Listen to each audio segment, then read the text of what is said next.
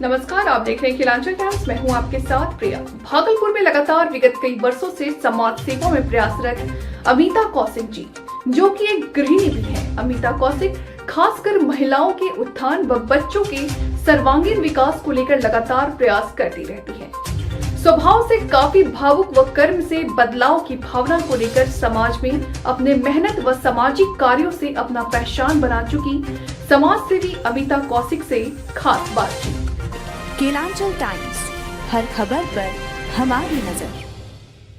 जी, मैं 2018 से समाज सेवा में आई हूँ और अंतर्राष्ट्रीय मानवाधिकार एंटी करप्शन ब्यूरो हमारा संस्था का नाम है। और हम पहले सिंपल महिला थे, घर में रहने वाले, और घर में ही रहते थे। तो बीच में कभी कभी जैसे समाज सेवी थी, मेरी एक फ्रेंड थी, उनके साथ आना जाना रहता था। तो काफ़ी ये परेशानी जब हम देखने लगे सारे लेडीज़ लोग के लाइफ में, तो बहुत ऐसी थी जो देखने के बाद भी जो जैसे महिला कोई प्रॉब्लम में है तो महिला से भी बात कर रही हैं, फिर उसके जो एंटी आदमी था उनके साथ भी बात कर रही हैं। दोनों को मतलब उनको बोला जा रहा है कि आपका केस हम देख रहे हैं, उसको बोला जा रहा है तुम भी बेफिक्र रहो, हम तुम्हारा केस देख रहे हैं। तो ऐसे में क्या होता था, मनोबल बढ़ जाता था हस्बैंड लोग का। जैसे कि घर में आपस में वाइफ हस्बैंड में लड़ाई हो रहा है, तो लड़ाई होने के बाद क्या होता था, हस्बैंड को भी उधर से मनोबल बढ़ाया जा रहा है, इधर से भी बढ़ाया जा रहा है। तो ऐसे में घर में काफ़ी परेशानी होती थी। तो ये देखने के बाद मेरी बहुत करीबी फ्रेंड थी, उसके साथ ऐसा प्रॉब्लम हुआ। होने के बाद फिर जब हम जाके जो समाज से भी उनका केस देख रही थी, उनको बोले क्या आप देखिए ऐसे ऐसे प्रॉब्लम है। तो वो बोली कि ऐसे ही होता है, ये लोग नेचर बना हुआ है, आप ये सब छोड़ दीजिए। तो हमको लगा कहीं ना कहीं कुछ ना कुछ तो प्रॉब्लम है। तो फिर मेरे भी मन में हुआ कि हमको भी इस लाइन में आना चाहिए, और जो सही है आजीवन जो होना चाहिए, उनको अधिकार मिलना चाहिए, वो होना चाहिए। तो फिर हम आकर के एंटी करप्शन ब्यूरो ज्वाइन किए। ज्वाइन करने के बाद काफ़ी ऐसा केस मिला जो महिला को 3 दिन तक, प्रेग्नेंट औरत थी, उनको 5 महीने का होने वाला था, तो वो भूखे प्यासे रखा गया था ससुराल में, और उनको मायके वाले से भी मिलने के लिए नहीं दिया जा रहा था। तो फिर जा कर के हम लोग यहाँ से पहले तो डीआईजी साहब विकास वैभव सर थे, उनसे काफ़ी हम लोग को सहयोग मिला। और फिर हम लोग यहाँ से सुल्तानगंज गए। सुल्तानगंज जाके लड़की को पहले वहाँ से लेके हम लोग भागलपुर आए। और वहाँ जाने के बाद हम लोग देखे कि उस लड़की को घर में ना खाना पीना दिया जा रहा था ना कुछ, और वो घर में ऐसी बंद पड़ी हुई थी। फिर लेकर के जब हम लोग वापस लड़की को आए, आने के बाद फिर थाना में भी गए। थाना में जाने के बाद उनके घर वाले को भी अरेस्ट किया गया। उनके ससुर जी थे, उनके हस्बैंड थे और उनके जेठ थे, सबको लाया गया थाना में। लाने के बाद हमको तो ऐसा लगता है कहीं ना कहीं हम लोगों का भी दोष है, जो इस तरह का प्रॉब्लम आए दिन हर महिला के घर में ये प्रॉब्लम हो रहा है। बहुत कम ऐसा घर है जो ये ऐसा प्रॉब्लम नहीं है। क्या हम लोग सब अच्छे से रह रहे हैं, वाइफ हस्बैंड का रिलेशन अच्छा है, या सास बहू का रिलेशन अच्छा है, बहुत तरह का प्रॉब्लम ऐसा होता है। तो इसीलिए हम तो ये बोलेंगे, क्या जब भी हमारे घर की बेटी हो या बेटा हो, उसको सही परवरिश देना बहुत ज़रूरी है। उसको बड़े का सम्मान कराना, बड़े का इज्जत देना, बहन कौन है, किससे कैसे बात किया जाता है, औरत को सम्मान देना, ये सिखाना बहुत ज़रूरी है। आपका कहना है कि सबसे ज्यादा फोकस बच्चे की परवरिश पे जी बिल्कुल। अभी जितना भी क्राइम बढ़ रहा है या कुछ भी हो रहा है, हम तो दोष अपने परवरिश का देंगे। और हम लोग करते क्या हैं, जैसे बहुत महिला ऐसी है जो जॉब कर रही हैं, बहुत जेंट्स हैं जो ऑफिस जा रहे हैं, घर में टाइम हम लोग नहीं दे पा रहे हैं।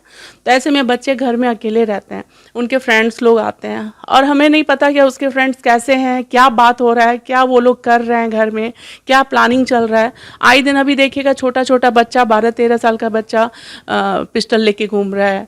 उसमें दोष बच्चे का नहीं है, गलती हमारा है। हम बच्चे को वो नहीं ध्यान दे पा रहे हैं कि मेरा बच्चा कर क्या रहा है। इसीलिए सभी लेडीज़ हो या जो भी हो, सबसे रिक्वेस्ट करेंगे कि अपने बच्चे पे खास करके अभी ध्यान दीजिए। अगर चाहते हैं आगे क्राइम नहीं हो और इस तरह का कांड नहीं हो, हम लोग जो औरत सम्मान खोजते हैं कि हमको ये सम्मान मिलना चाहिए, खुद का सम्मान पाने के लिए हमको सबसे पहले अपने बच्चे को काबिल बनाना पड़ेगा, अपने बच्चे को टाइम देना पड़ेगा, और ये बहुत ज़रूरी है हमारे घर के लिए। ये जो आप समाज सेवा कर रही हैं, महिलाओं को जागरूक करना या बच्चे को जागरूक करना, ऐसी काम करने के लिए किससे प्रेरणा मिली? प्रेरणा तो खुद अपने घर से ही मिलता है इसका। ऐसा नहीं है कि बाहर देखने से होता है। घर में हम भी जब छोटे थे 6 महीने के थे, मेरे पापा नहीं थे, तो मेरी माँ भी उतनी पढ़ी लिखी नहीं थी। नहीं होने के कारण हम लोग भी ज़्यादा पढ़ाई नहीं कर पाए। तो घर में उस समय तो ऐसा था कि बेटा है तो बेटा को ज़्यादा पढ़ाना है, बेटी को कम पढ़ाना है, ऐसा था। तो इसीलिए अब वो पहले का देख के सोच के ऐसा लगता है बेटी हो बेटा हो, पढ़ाना बहुत ज़रूरी है अभी। इसके अलावा आगे का क्या प्लान है? आगे क्या करना है? समाज सेवा में रहना है? कैसे किसी संस्था से जुड़ना है, या राजनीति की तरफ आगे कदम रखेंगे? नहीं, राजनीतिक के लिए तो हम सोचे नहीं हैं और आगे हम करना भी नहीं चाहेंगे कि हम राजनीतिक में जाएं। आप मीडिया में आज हम आपके सामने ये सारा क्लियर करना चाहती हूँ कि मैं कभी राजनीतिक में नहीं आऊँगी। इसलिए नहीं आएंगे क्योंकि हमको समाज सेवा करना है। जिसका प्रॉब्लम है उसको अधिकार दिला पाए हम, बस इतना ही मेरा सपना है। ये नहीं लगता कि एक पद पे बैठने के बाद और अच्छे तरीके से समाज सेवा हो सकता है, या राजनीति में जाने के बाद और अच्छे से समाज सेवा हो सकता है? पद पे जाने के बाद कहीं ना कहीं आदमी में थोड़ा तो अकड़ आ ही जाता है और फिर वो चेंज भी हो जाते हैं, और हम चाहते हैं इसी पद पे रह के उनको हम न्याय दिलाएं, उनके साथ खड़े रहें।